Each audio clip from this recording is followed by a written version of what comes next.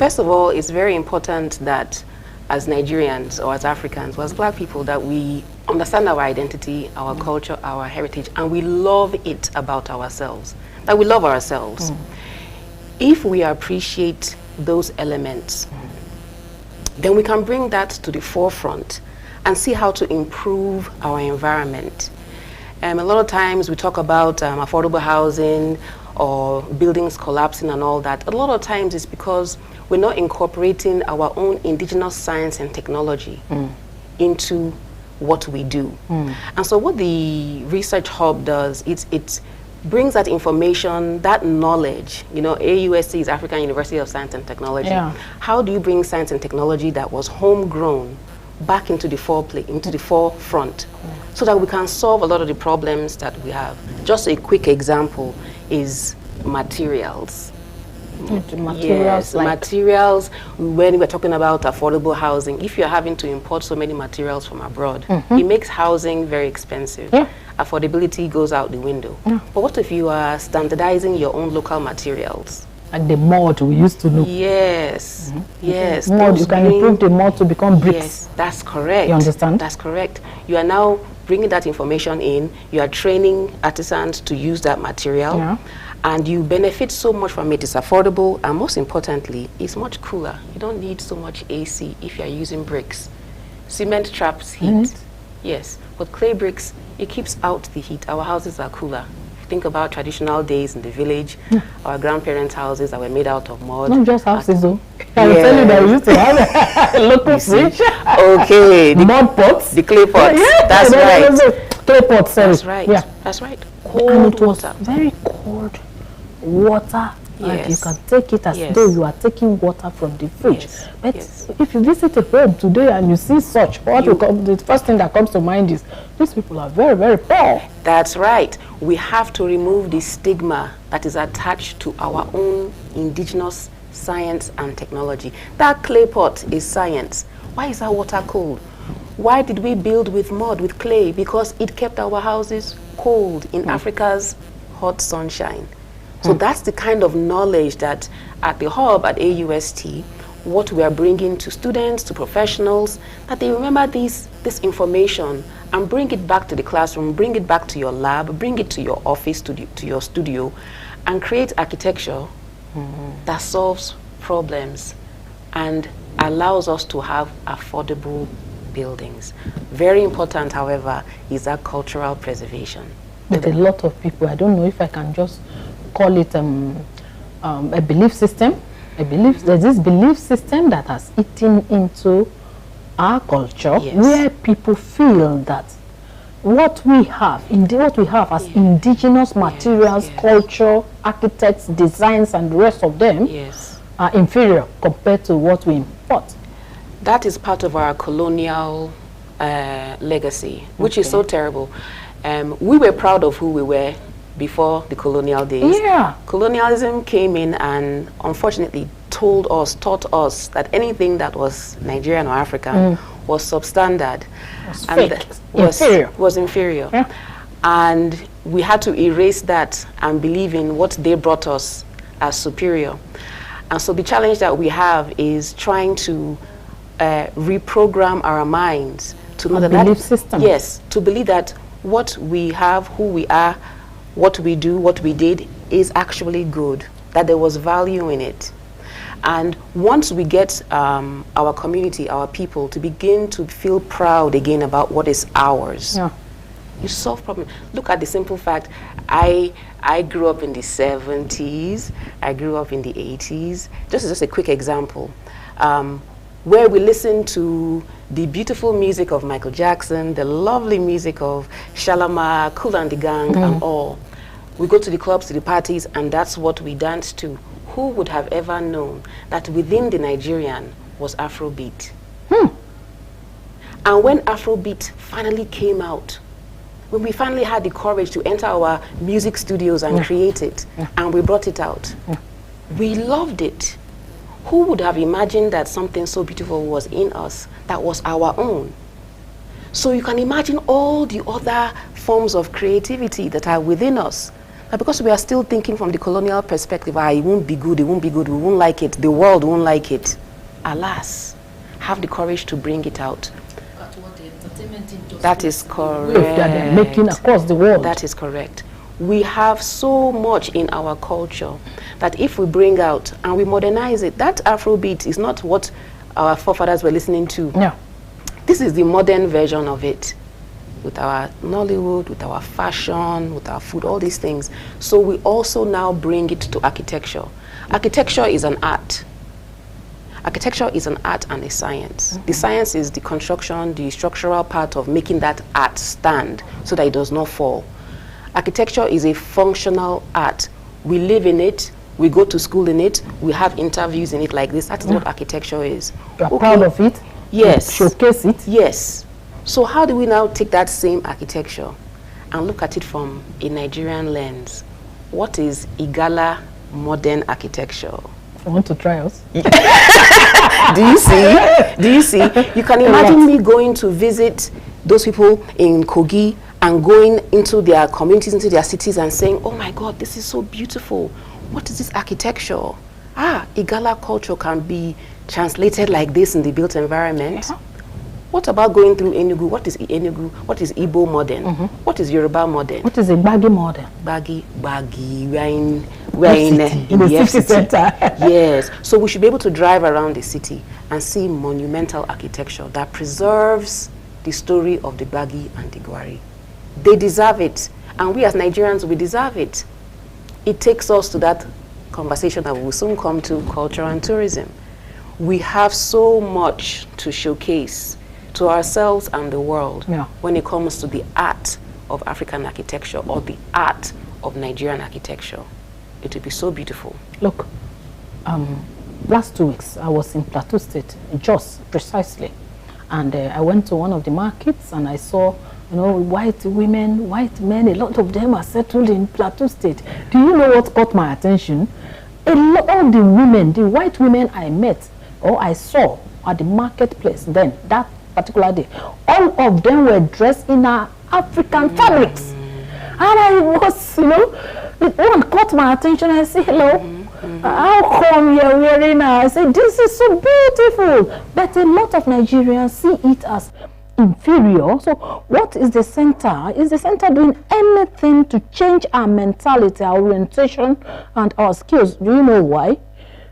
All of this architecture you have mentioned, most of them, if not all of them, come and generated from an agricultural subsector and the value chain. And if we care to give it more attention, all of us know the resultant impact on the economy, the rural economy, and even the Nigeria economy, and as well as the African and global economy. Are you doing anything to change the curriculum at the center? That is exactly right.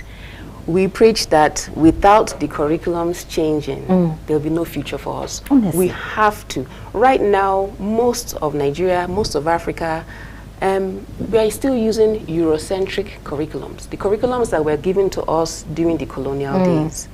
It is time that we revamp and make everything Nigeria-centric or Afrocentric, as they say. What we are learning in class should apply to us. What do we really need to be learning? What do we really need to be graduating and going to do once we leave school, if we're going to go to school? It is peculiar to our system. Yes, yes. What actually works in Nigeria? How do we, what succeeds in Nigeria? What is needed? So once those curriculums are changed, then you're going to start seeing people that are graduating and they're taking a different route and they're solving problems that we have. So the curriculums must change, and that is what we're doing at AUST. Very soon, the School of Architecture and Environmental Sciences will be launching at the school. Right now, CPD Africa is already housed there to kind of get ready to receive the students, and we're going to contribute to their learning experience coming in from the African perspective. As you learn all types of architecture, you must also learn the Nigerian one. That will actually solve your problems. That will be peculiar to solving our immediate problems, that is what correct. we have around here. That okay, let's talk about the CPDI and the center. What can you say is the major mandate or your mission for setting up the center, and how do you think you have achieved this over the years? Any impact? Okay. Oh yes, oh yes, oh yes, oh yes. So even though CPD Africa launched, and so CPD Africa is the mother company, partnered with AUST to create CADA. CADA is a center on campus. So we've been at this for a few decades. There was a time when nobody knew what the word Afrocentric meant. Now everybody says it. Afrocentric architecture was coined in 1994 by Professor David Hughes, an African-American architect in the US. And I was one of his students. And I truly believed at that time he was saying that we can make buildings that preserve our identity. So I came back to Nigeria, I moved back to Nigeria in 2007, and started doing a lot of research and promoting this idea of Afrocentric, or in this case, Nigeria-centric architecture. We have made a difference. We have architects all over the country, all over the continent, all over the world now sending us designs. So like I said, if I want modern Igala architecture, I can do a competition. I can say, everybody, go and study Igala culture and send us a modern prototype. So when we want to build one day in Igala land, we have something that we are referencing.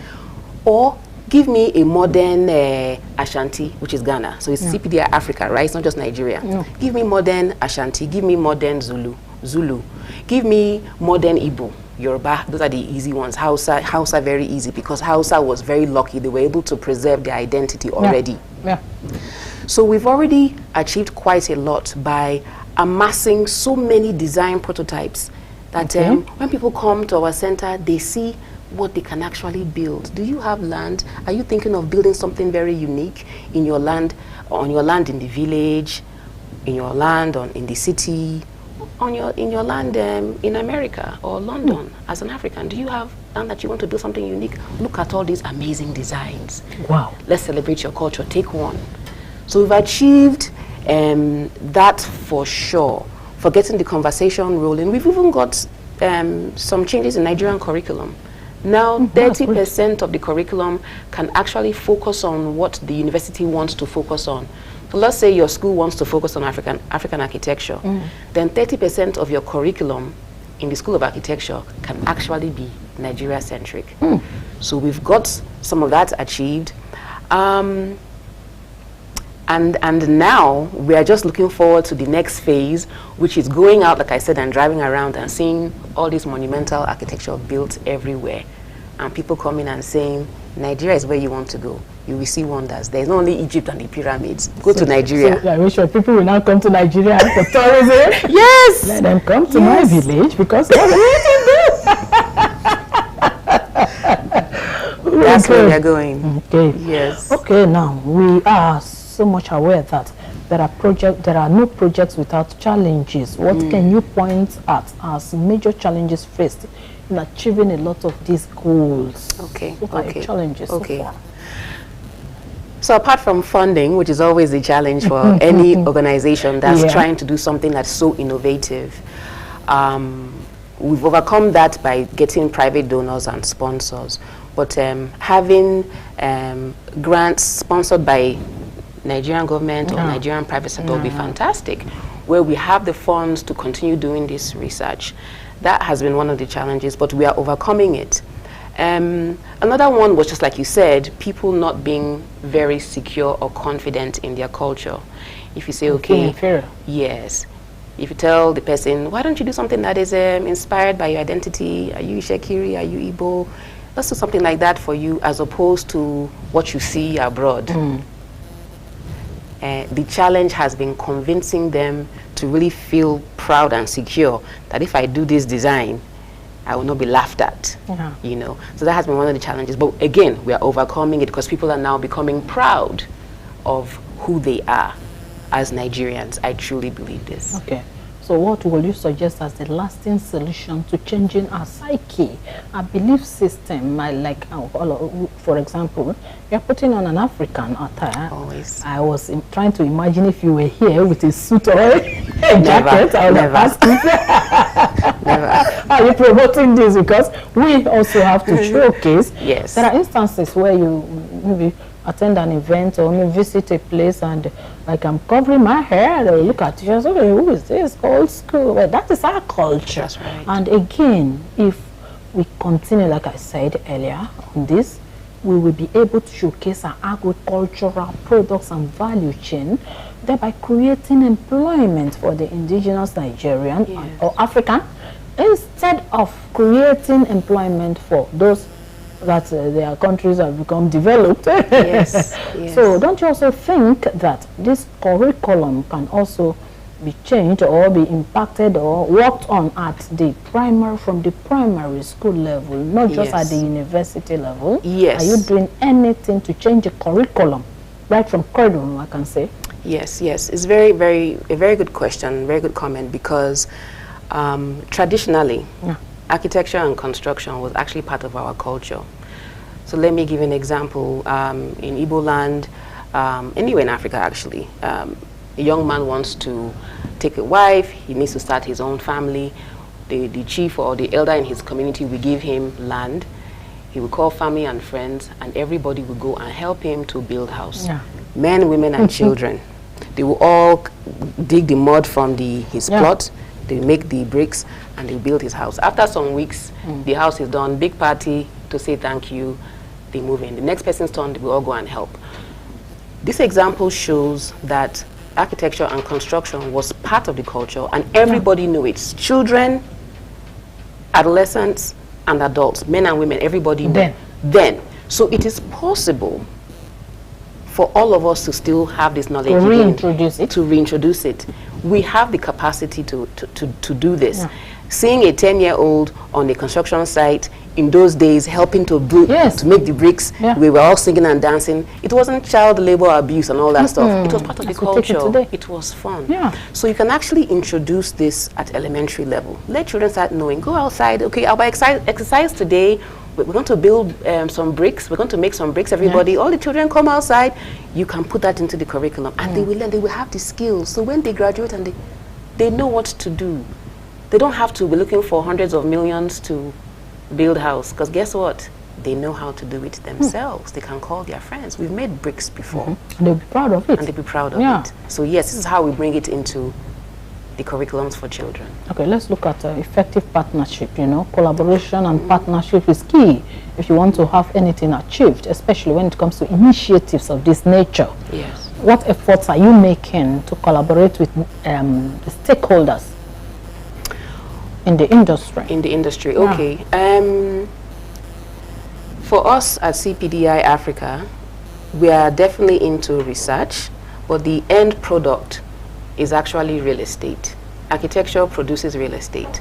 So we have reached out to organizations, of course, for the architects like NIA, Nigerian Institute of Architects.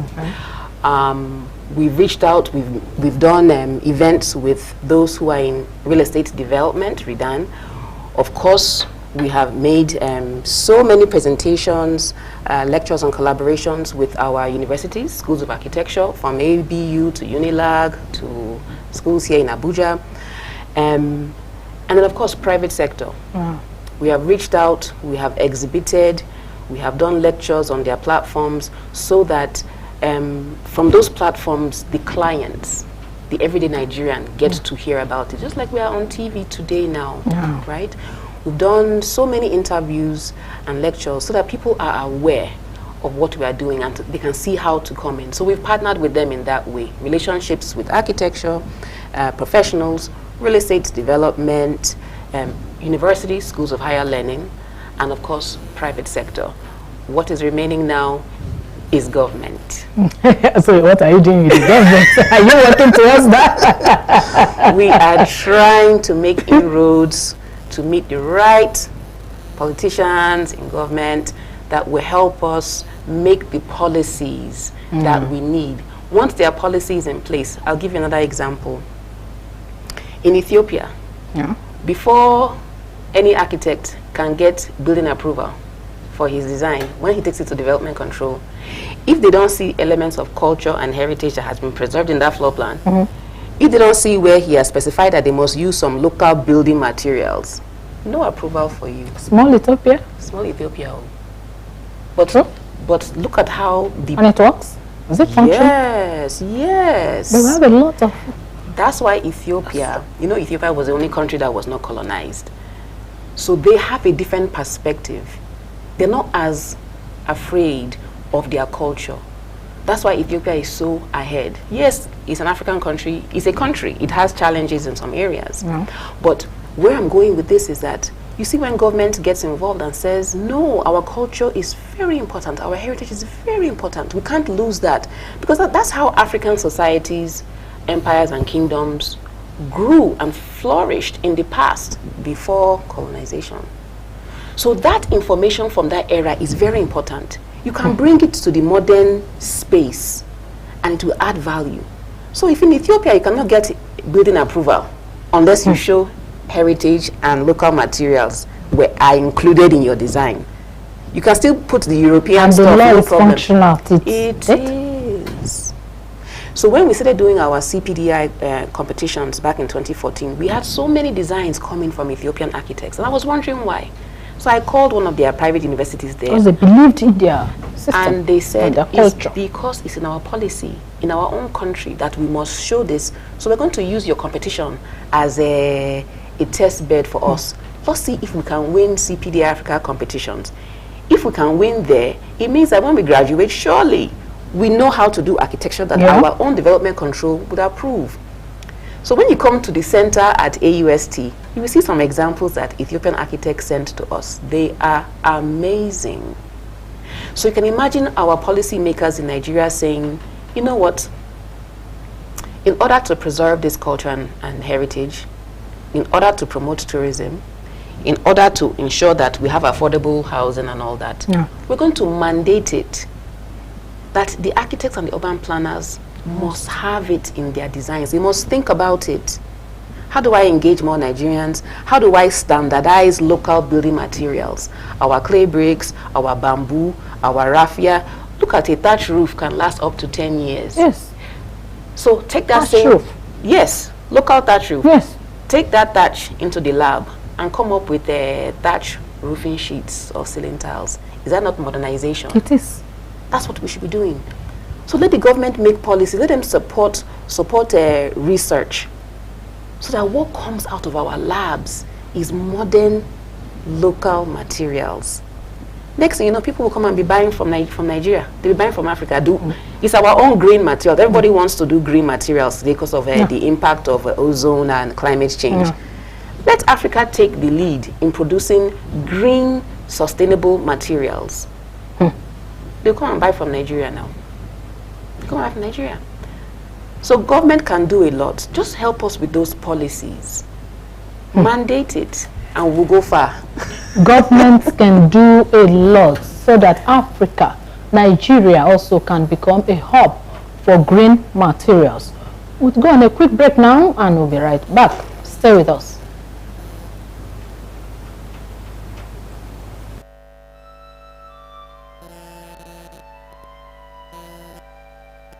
We are a nation blessed with people of diverse cultures, religions, languages, and opinions.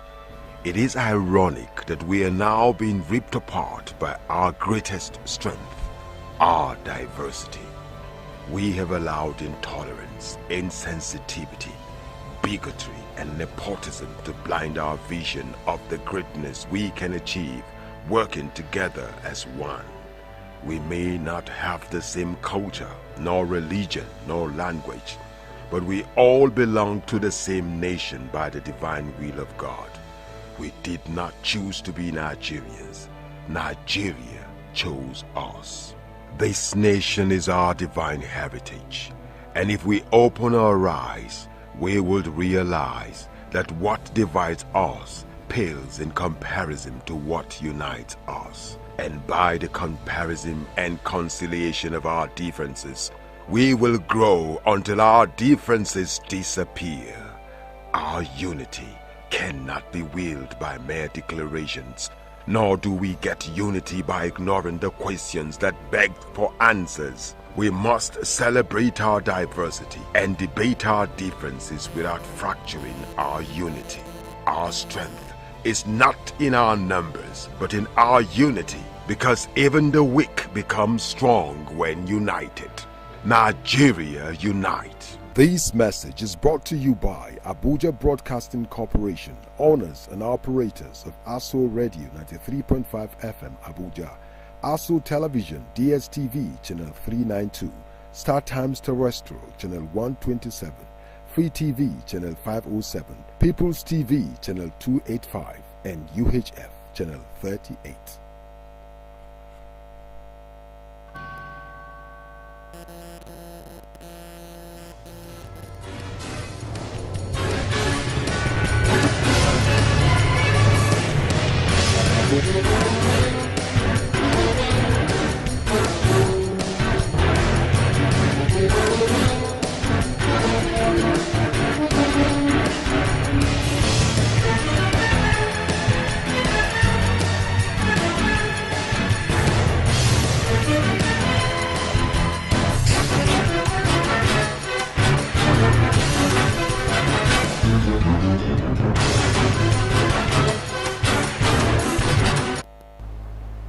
Our guest, who is an icon and the center leader of the CADA at the African University of Science and Technology here in Abuja, Ms. Mandili.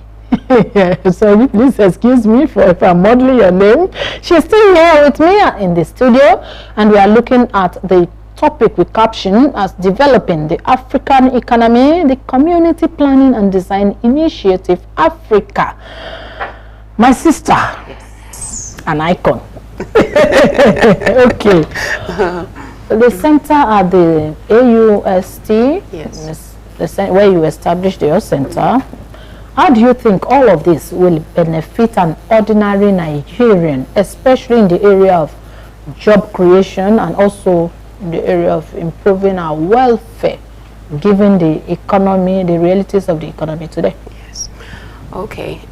So at the center, all Nigerians are welcome. Not just those in the built environment professions. All Nigerians are welcome.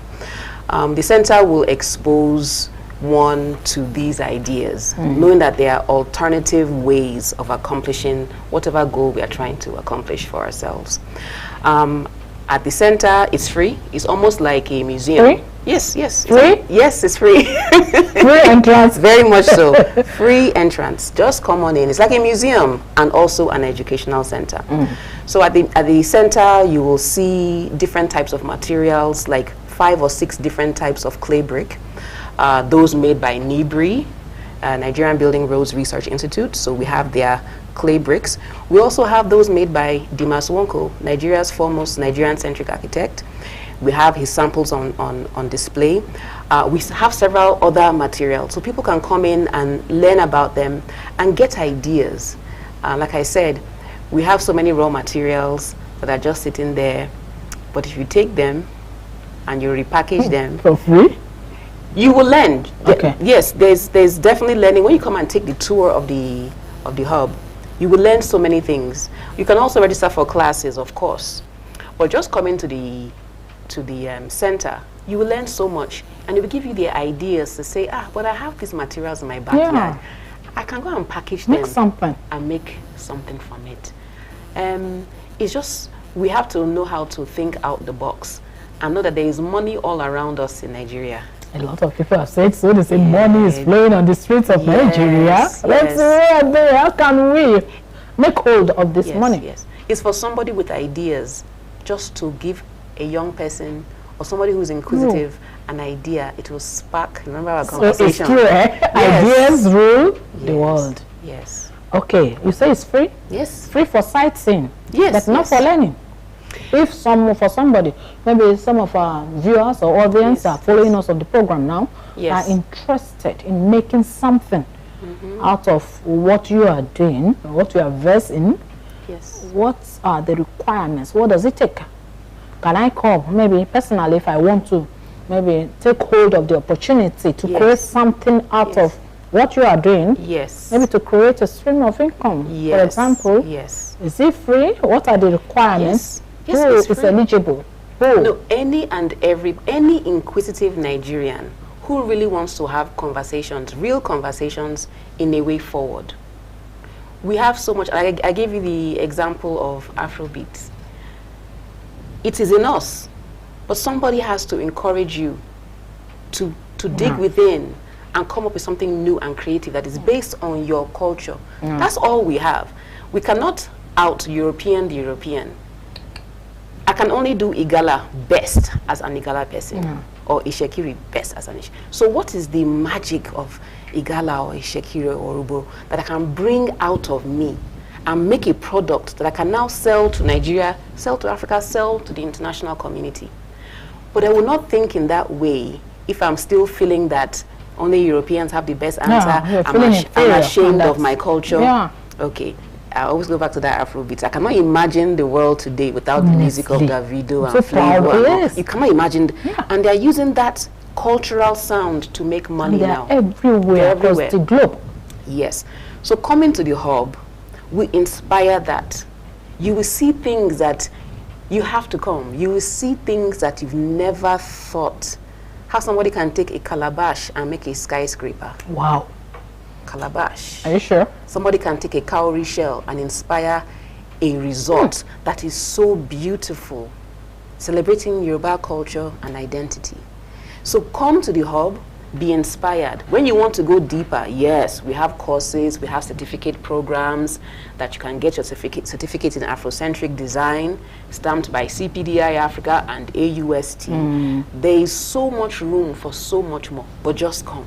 But do you know, or are you aware, that a lot of people, especially those that are getting close to their retirement, or those that are coming out of school, that may need an alternative job or something to fall back to, most of them are confused. They don't even know what to do. Do you have courses for people like that?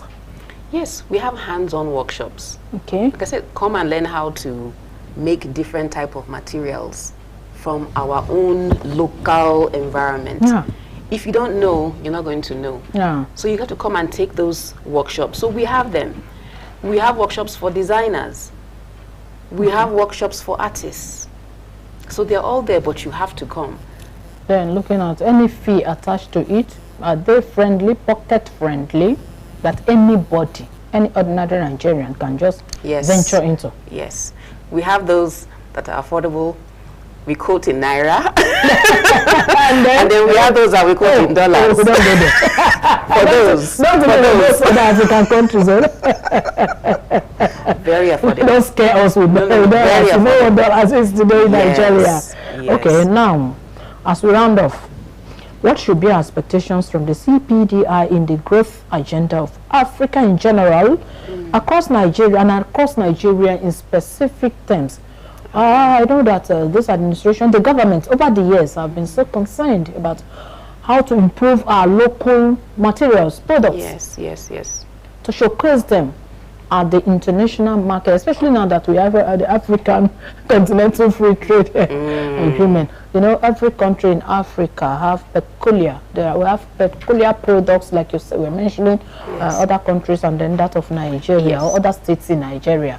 What should we expect from the CPDI in the growth agenda of the government? And then other supporters of the CPDI going forward? Going forward, CPD Africa intends to remain at the forefront of promoting culture and architecture through tourism. Tourism brings so much revenue for nations around the world. Nigeria has been a little bit slow to the table, but that has changed. It is changing by the moment. The ministries of culture, tourism, economic development, they're all coming up with new agendas to celebrate who we are. CPDI is going to remain at the forefront when it comes to architecture.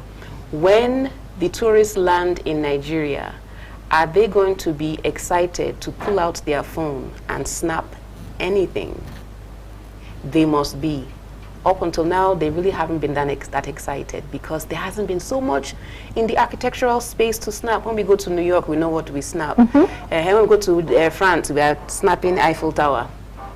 When we go to Egypt, we go and snap the pyramids. When we come to Nigeria, what do we snap? Yes. So when we have monumental architecture that celebrates the identity of Nigerian cultures, from the Edo to the Nupe, to the Hausa, to the Yoruba, to the Igbo, To the Igala. We cannot leave that. I was landing there. To the Gbagi, yeah. To the Gbagi. Yeah. People will come and they will bring their dollars, they will bring their euros, they will bring their pounds, their yen to invest, to spend in our economy. And CPDI Africa wants to remain at the forefront. Make sure that Nigerian architecture tells a story. Nigeria architecture. Yes, it tells a story. All right. Nigeria has a lot of architectural structures. We have products and we have everything, but we should make sure that our structures tell the story, not just in Nigeria or in Africa, but on the global front. And how do we do this? We must be intentional about what we have and showcase them accordingly. By doing this, we also create jobs, we also improve our economy, and we improve ourselves. Yes. That is the opinion of my guest, who is an icon. And with that advice, we have come to the end of today's program. The guest we have been speaking with is an icon and is the center leader of the Community Planning and Design Initiative Africa at the African University of Science and Technology here in Abuja. My guest has been Miss Madili. Oh my God, Miss Madili, we really appreciate you for honoring our invitation. I believe if we call you again, you'll come. Oh, definitely. To enlighten Nigerians and to help us to create more streams of income. And that's the size of our package. And to our esteemed audience out there, I want to thank you so much for spending part of your time with us on today's edition of the program. I hope you have learned something and that you can make something out of what we have as cultures and what we have in our environment. I am Ile Imeje saying, enjoy the rest of our programming.